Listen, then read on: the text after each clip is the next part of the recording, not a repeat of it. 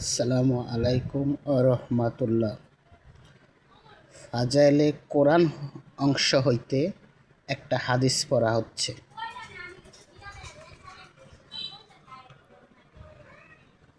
হজরত সাঈদ ইবনে সুলাইমান রহমতুল্লাহি আলাই হইতে বর্ণিত, হুজুর সাল্লাল্লাহু আলাইহি সাল্লাম এরশাদ করিয়াছেন, কিয়ামতের দিন আল্লাহর দরবারে কোরআনের চেয়ে বড় আর কোনো সুপারিশকারী হইবে না। না কোনো নবী, না কোনো ফেরেশতা, আর না অন্য কেহ।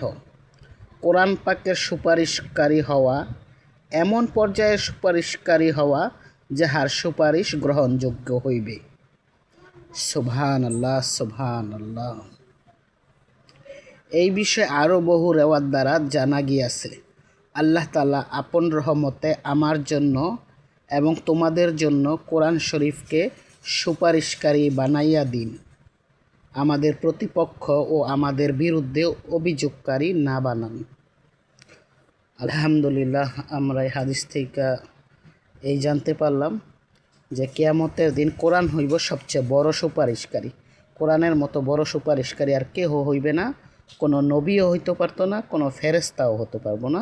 কোরআন হইব সবচেয়ে বড় সুপারিশকারী। তাই আল্লাহ আমাদেরকে, আপনাকে, আমাকে কোরআন শরীফ শিক্ষা করার এবং তা অনুযায়ী প্রতিদিন কোরআন তেলাওয়াত করার মতো তৌফিক দান করুক। কোরআনকে বন্ধু বানানোর মতো তৌফিক দান করুক। আমিন।